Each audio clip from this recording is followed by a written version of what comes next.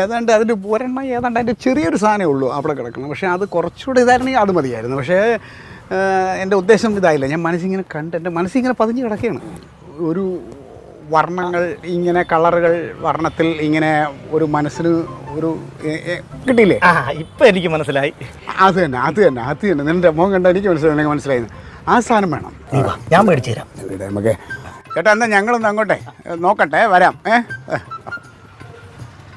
മനോര നമ്മളെ കട്ടണമെല്ലാം തച്ചില്ലേ?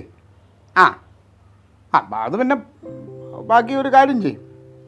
എൻ്റെ മോളില്ലേ മുത്ത്, അവക്കൊരു പാവാടയും ബ്ലൗസും തെച്ചോ.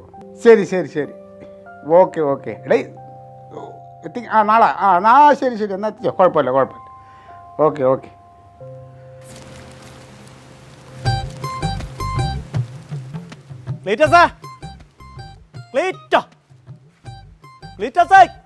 ഓ ഒന്ന് വാടേ. മനോഹര വാ, എത്തിയാ? എല്ലാം റെഡി ആക്കിയിട്ടുണ്ട്. വാ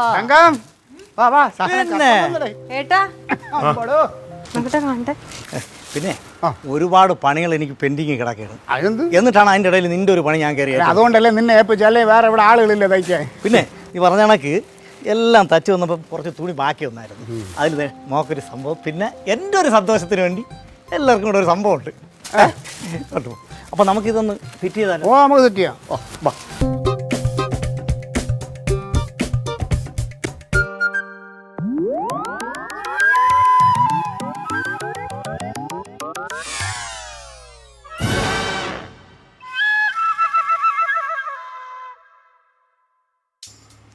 എങ്ങനെയുണ്ട്? അടിപൊളിയല്ലേ?